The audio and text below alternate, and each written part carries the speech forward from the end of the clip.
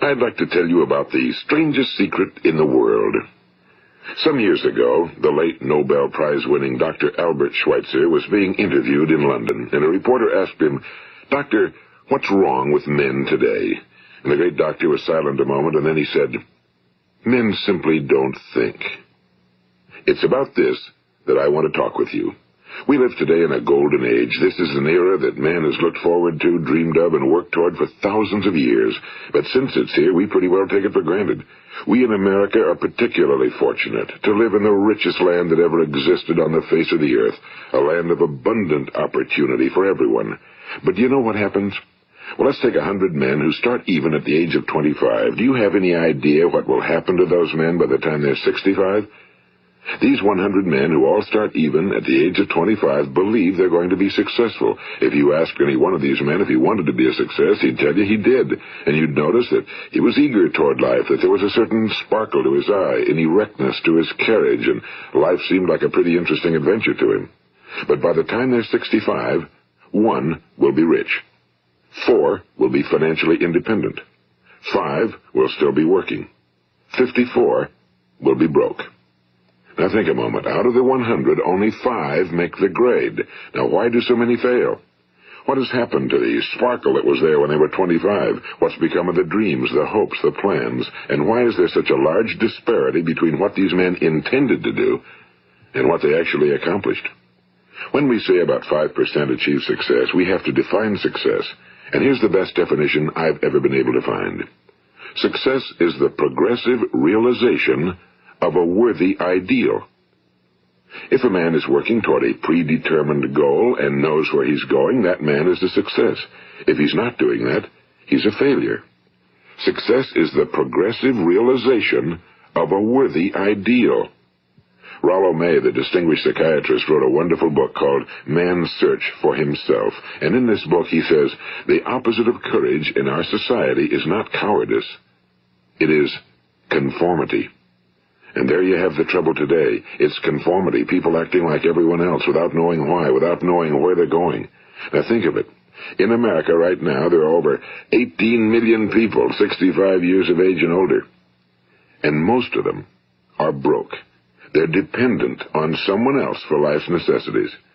Now, we learn to read by the time we're 7. We learn to make a living by the time we're 25. Usually by that time, we're not only making a living, we're supporting a family. And yet by the time we're 65, we haven't learned how to become financially independent in the richest land that has ever been known.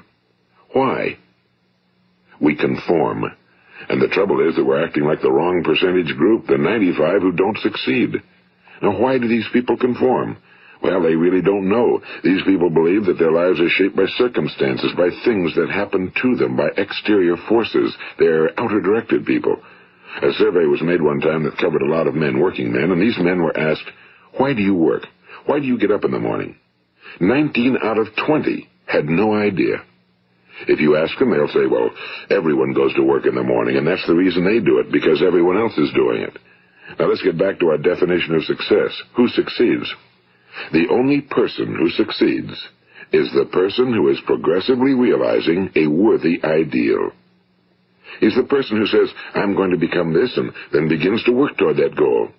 I'll tell you who the successful people are. A success is the school teacher who's teaching school because that's what he or she wants to do. The success is the woman who's a wife and mother because she wanted to become a wife and mother and is doing a good job of it. The success is the man who runs the corner gas station because that was his dream. That's what he wanted to do. The success is the successful salesman who wants to become a top-notch salesman and grow and build with his organization. A success is anyone who is doing deliberately a predetermined job because that's what he decided to do deliberately. But only 1 out of 20 does that. That's why today there isn't really any competition unless we make it for ourselves. Instead of competing, all we have to do is create. You know, for 20 years, I looked for the key which would determine what would happen to a human being. Was there a key I wanted to know which would make the future a promise that we could foretell to a large extent? Was there a key that would guarantee a person's becoming successful if he only knew about it and knew how to use it? Well, there is such a key, and I've found it. Have you ever wondered why so many men work so hard and honestly without ever achieving anything in particular, and others don't seem to work hard and yet seem to get everything? They seem to have the magic touch. You've heard them say that about someone. Everything he touches turns to gold. And have you ever noticed that a man who becomes successful tends to continue to become successful? And on the other hand, have you noticed how a man who's a failure tends to continue to fail? Well, it's because of goals. Some of us have goals, some don't. People with goals succeed because they know where they're going. It's that simple. Think of a ship leaving a harbor, and think of it with the complete voyage mapped out and planned. The captain and crew know exactly where it's going and how long it'll take. It has a definite goal. Now, 9,999 times out of 10,000, it will get to where it started out to get. Now, let's take another ship, just like the first, only let's not put a crew on it or a captain at the helm. Let's give it no aiming point, no goal, no destination. We just start the engines and let it go. I think you'll agree with me that if it gets out of the harbor at all, it will either sink or wind up on some deserted beach, a derelict. It can't go anyplace because it has no destination and no guidance, and it's the same with a human being. Take the salesman, for example. There's no other person in the world today with the future of a good salesman. Selling is the world's highest paid profession, if we're good at it and if we know where we're going. Every company needs top-notch salesmen, and they reward those men. The sky's the limit for them. But how many can you find? Someone once said the human race is fixed, not to prevent the strong from winning, but to prevent the weak from losing. The American economy today can be likened to a convoy in time of war. The entire economy is slowed down to protect its weakest link, just as the convoy had to go at the speed that would permit its slowest vessel to remain in formation. That's why it's so easy to make a living today. It takes no particular brains or talent to make a living and support a family today. So we have a plateau of so-called security, if that's what a person's looking for. But we do have to decide how high above this plateau we want to aim. Now let's get back to the strangest secret in the world, the story that I wanted to tell you today. Why do men with goals succeed in life and men without them fail? Well, let me tell you something which, if you really understand it, will alter your life immediately. If you understand completely what I'm going to tell you from this moment on, your life will never be the same again. You will suddenly find that good luck just seems to be attracted to you. The things you want just seem to fall in line, and from now on you won't have the problems, the worries, the gnawing lump of anxiety that perhaps you've experienced before. Doubt, fear, well, they'll be things of the past. Here's the key to success and the key to failure. We become what we think about. Now let me say that again. We become what we think about. Throughout all history, the great wise men and teachers, philosophers and prophets have disagreed with one another on many different things. It's only on this one point that they are in complete and unanimous agreement. Listen to what Marcus Aurelius, the great Roman emperor, said. A man's life is what his thoughts make of it. Disraeli said this, everything comes if a man will only wait. I've brought myself by long meditation to the conviction that a human being with a settled purpose must accomplish it, and that nothing can resist a will that will stake even existence for its fulfillment. Ralph Waldo Emerson said this, a man is what he thinks about all day long. William James said, the greatest discovery of my generation is that human beings can alter their lives by altering their attitudes of mind. And he also said, we need only in cold blood act as if the thing in question were real, and it will become infallibly real by growing into such a connection with our life that it will become real. It will become so knit with habit and emotion that our interest in it will be those which characterize belief. And he also said, if you only care enough for a result, you will almost certainly attain it. If you wish to be rich, you will be rich. If you wish to be learned, you will be learned. If you wish to be good, you will be good. Only you must then really wish these things and wish them exclusively, and not wish at the same time 100 other incompatible things just as strongly. In the Bible, you read in Mark 9:23, if thou canst believe, all things are possible to him that believeth. My old friend Dr. Norman Vincent Peale put it this way, this is one of the greatest laws in the universe. Fervently do I wish I had discovered it as a very young man. It dawned upon me much later in life, and I found it to be one of the greatest, if not my greatest discovery outside of my relationship to God. The great law, briefly and simply stated, is that if you think in negative terms, you will get negative results. If you think in positive terms, you will achieve positive results. That is the simple fact, he went on to say, which is at the basis of an astonishing law of prosperity and success. In 3 words, believe and succeed. William Shakespeare put it this way: our doubts are traitors and make us lose the good we oft might win by fearing to attempt. George Bernard Shaw said, people are always blaming their circumstances for what they are. I don't believe in circumstances. The people who get on in this world are the people who get up and look for the circumstances they want, and if they can't find them, make them. Well, it's pretty apparent, isn't it? And every person who discovered this for a while believed that he was the first one to work it out. We become what we think about. Now, it stands to reason that a person who's thinking about a concrete and worthwhile goal is going to reach it, because that's what he's thinking about, and we become what we think about. Conversely, the man who has no goal, who doesn't know where he's going, and whose thoughts must therefore be thoughts of confusion and anxiety and fear and worry, becomes what he thinks about. His life becomes one of frustration and fear and anxiety and worry. And if he thinks about nothing, he becomes nothing. Now, how does it work? Why do we become what we think about? Well, I'll tell you how it works as far as we know. Now, to do this, I want to tell you about a situation that parallels the human mind. Suppose a farmer has some land, and it's good fertile land. Now, the land gives the farmer a choice. He may plant in that land whatever he chooses. The land doesn't care. It's up to the farmer to make the decision. Now, remember, we're comparing the human mind with the land because the mind, like the land, doesn't care what you plant in it. It will return what you plant, but it doesn't care what you plant. Now, let's say that the farmer has 2 seeds in his hand. One is a seed of corn. The other is nightshade, a deadly poison. He digs 2 little holes in the earth, and he plants both seeds, one corn, the other nightshade. He covers up the holes, waters, and takes care of the land, and what will happen? Invariably, the land will return what's planted. As it's written in the Bible, as ye sow, so shall ye reap. Now remember, the land doesn't care. It'll return poison in just as wonderful abundance as it will corn. So up come the 2 plants, one corn, one poison. Now, the human mind is far more fertile, far more incredible and mysterious than the land, but it works the same way. It doesn't care what we plant. Success, failure. A concrete, worthwhile goal, or confusion. Misunderstanding, fear, anxiety, and so on. But what we plant, it must return to us. You see, the human mind is the last great unexplored continent on Earth. It contains riches beyond our wildest dreams. It will return anything we want to plant. Now, you might say, well, if that's true, why don't people use their minds more? Well, I think they figured out an answer to that one, too. Our mind comes as standard equipment at birth. It's free, and things that are given to us for nothing we place little value on. Things that we pay money for, we value. The paradox is that exactly the reverse is true. Everything that's really worthwhile in life came to us free. Our minds, our souls, our bodies, our hopes, our dreams, our ambitions, our intelligence, our love of family and children and friends and country, all these priceless possessions are free. But the things that cost us money are actually very cheap and can be replaced at any time. A good man can be completely wiped out and make another fortune. He can do that several times. Even if our home burns down, we can rebuild it. But the things we got for nothing, we can never replace.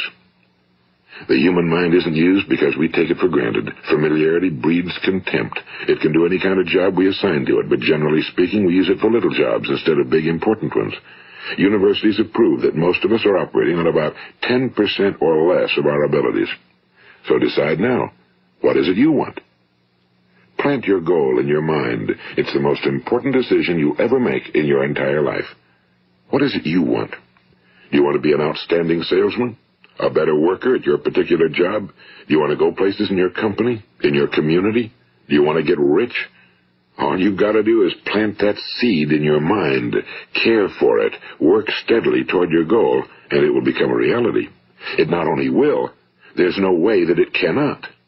You see, that's a law, like the laws of Sir Isaac Newton, the laws of gravity. If you get on top of a building and jump off, you'll always go down. You'll never go up, and it's the same with all the other laws of nature. They always work. They're inflexible. Think about your goal in a relaxed, positive way. Picture yourself in your mind's eye as having already achieved this goal.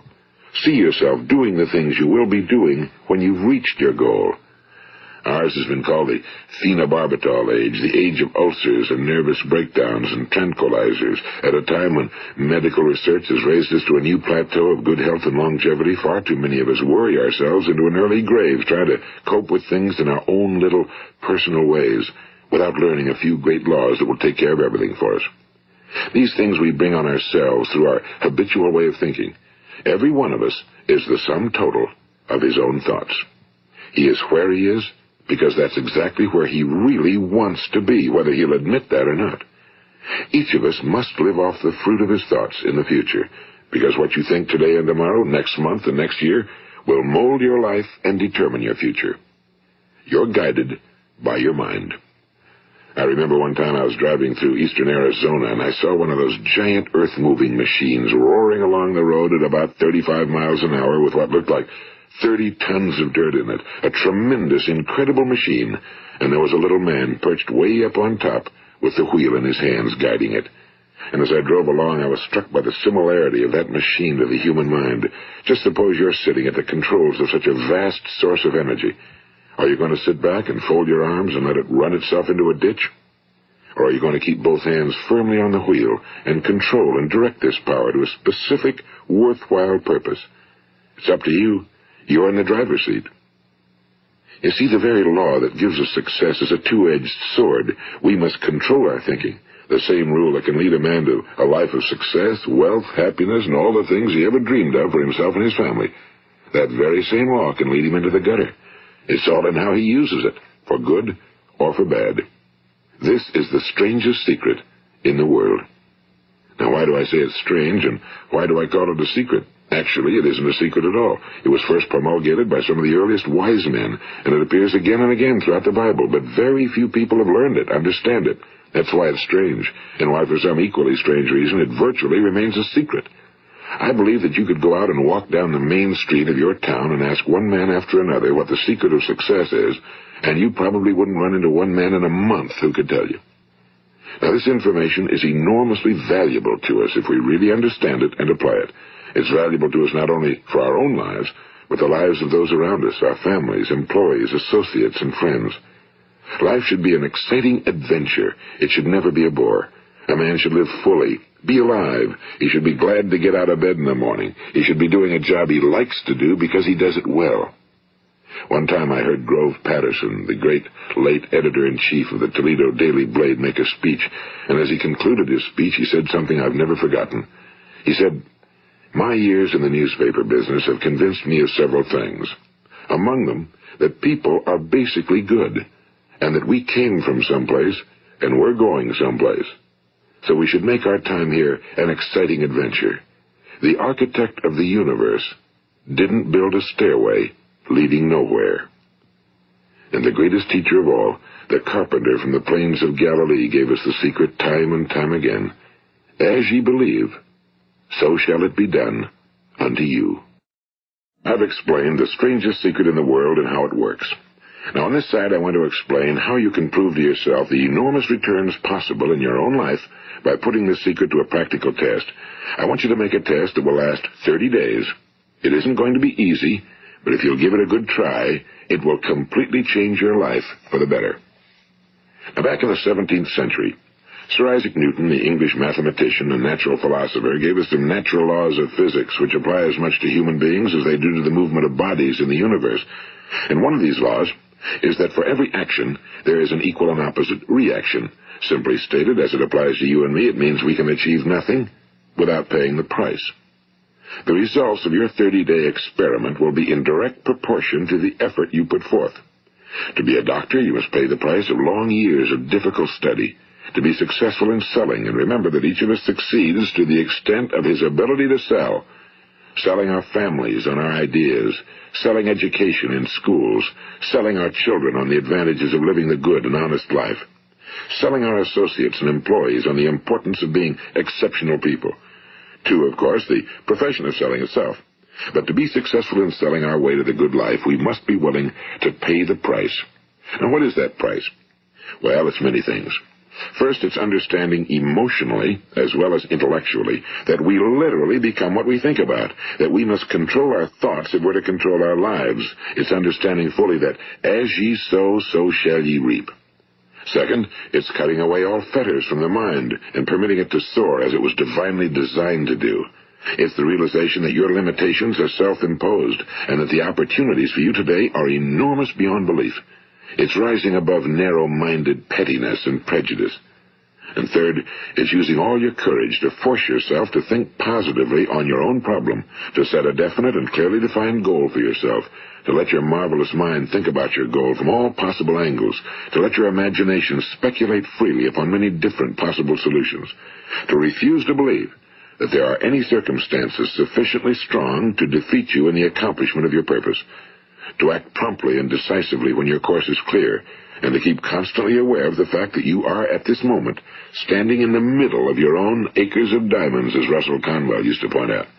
And fourth, save at least 10% of every dollar you earn.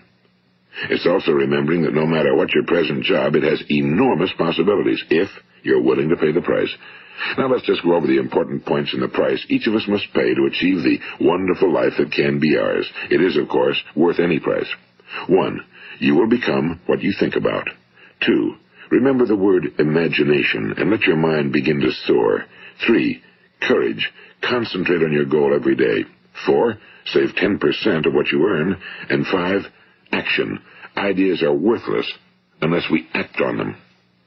Now, I'll try to outline the 30-day test I want you to make. Keep in mind that you have nothing to lose by making this test and everything you could possibly want to gain. There are 2 things that may be said of everyone. Each of us wants something, and each of us is afraid of something. I want you to write on a card what it is you want more than anything else.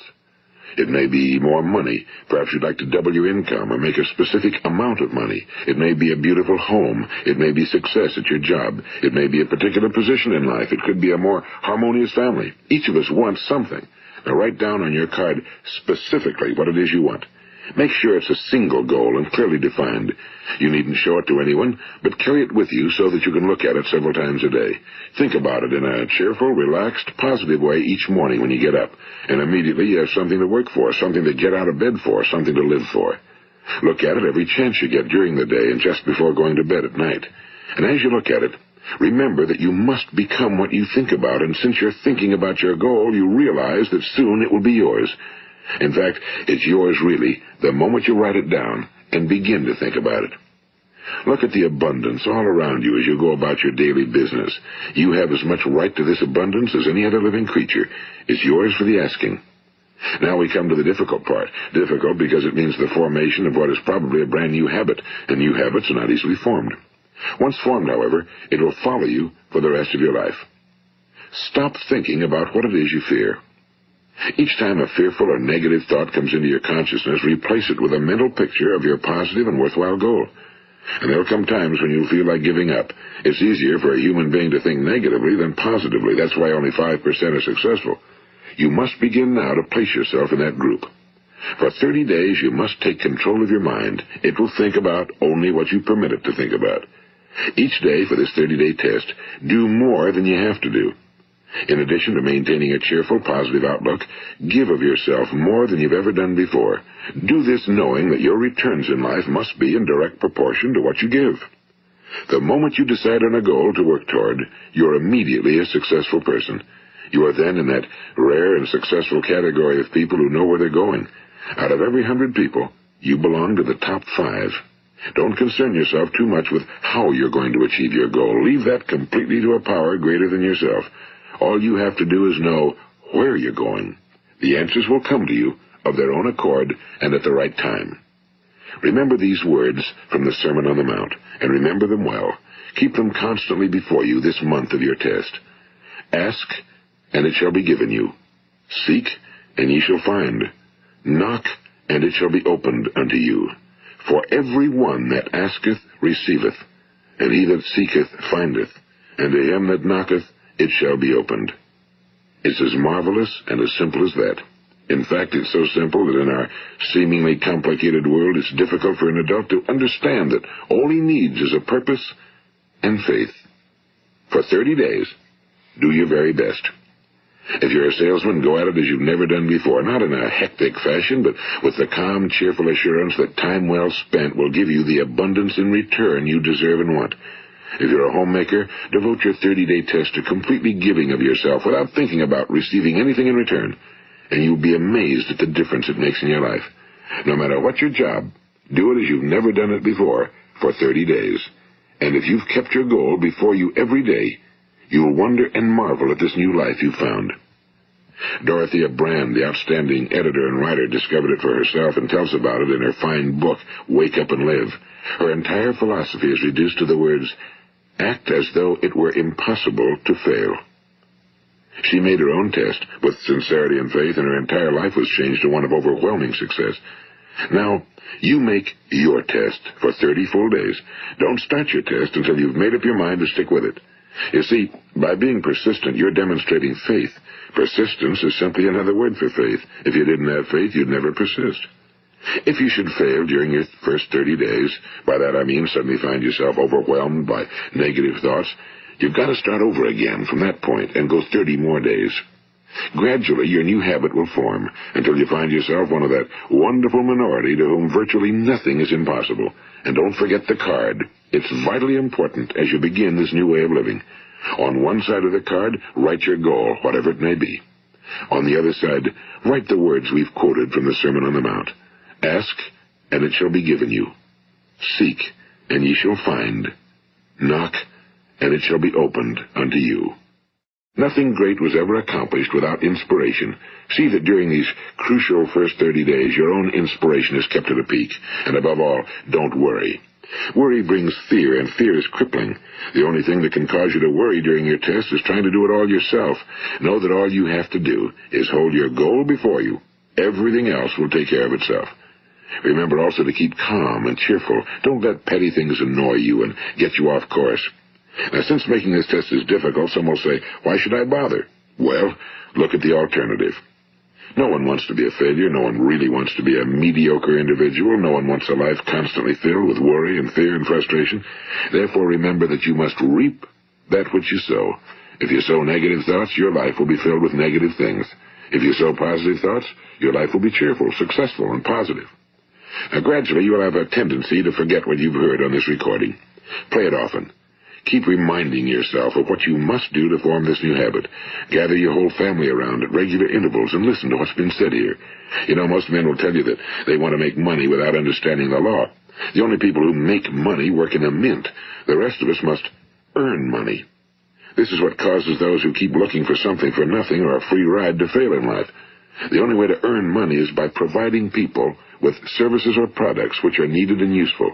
We exchange our time and our product or service for the other man's money. Therefore, the law is that our financial return will be in direct proportion to our service. Now, success is not the result of making money. Making money is the result of success, and success is in direct proportion to our service. Most people have this law backwards. They believe that you're successful if you earn a lot of money. The truth is that you can only earn money after you're successful. It's like the story of the man who sat in front of the stove and said to it, give me heat, and then I'll add the wood. How many men and women do you know, or do you suppose there are today, who take the same attitude toward life? There are millions. We've got to put the fuel in before we can expect heat.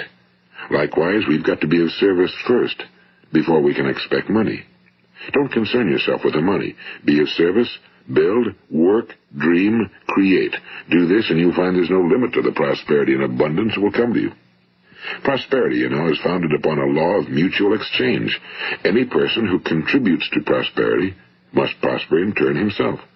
Sometimes the return will not come from those you serve, but it must come to you from someplace, because that's the law. For every action, there is an equal and opposite reaction. As you go daily through your 30-day test period, remember that your success will always be measured by the quality and quantity of service you render, and money is a yardstick for measuring this service. No man can get rich himself unless he enriches others. Now, there are no exceptions to a law. You can drive down any street in America and from your car estimate the service that's being rendered by the people living on that street. Had you ever thought of this yardstick before? It's interesting. Some, like ministers and priests and other devoted people, measure their returns in the realm of the spiritual, but again, their returns are equal to their service. Once this law is fully understood, any thinking person can tell his own fortune. If he wants more, he must be of more service to those from whom he receives his return. If he wants less, he has only to reduce his service. This is the price you must pay for what you want. If you believe you can enrich yourself by deluding others, you can end only by deluding yourself. It may take some time, but just as surely as you breathe, you'll get back what you put out. Don't ever make the mistake of thinking you can avert this. It's impossible. The prisons and the streets where the lonely walk are filled with people who tried to make new laws just for themselves. We may avoid the laws of man for a while, but there are greater laws that cannot be broken. An outstanding medical doctor recently pointed out 6 steps that will help you realize success. 1. Set yourself a definite goal. 2. Quit running yourself down. 3. Stop thinking of all the reasons why you cannot be successful and instead think of all the reasons why you can. 4. Trace your attitudes back through your childhood and try to discover where you first got the idea you couldn't be successful, if that's the way you've been thinking. 5. Change the image you have of yourself by writing out a description of the person you would like to be. And 6. Act the part of the successful person you have decided to become. The doctor who wrote those words is a noted West Coast psychiatrist, Dr. David Harold Fink. Do what the experts since the dawn of recorded history have told you must do. Pay the price by becoming the person you want to become. It's not nearly as difficult as living unsuccessfully. Make your 30-day test, then repeat it again, and each time it will become more a part of you until you'll wonder how you could ever have lived any other way. Live this new way, and the floodgates of abundance will open and pour over you more riches than you may have dreamed existed. Money? Yes, lots of it. But what's more important, you'll have peace. You'll be in that wonderful minority who lead calm, cheerful, successful lives. Start today. You have nothing to lose, but you have a whole life to win. This is Earl Nightingale, and thank you.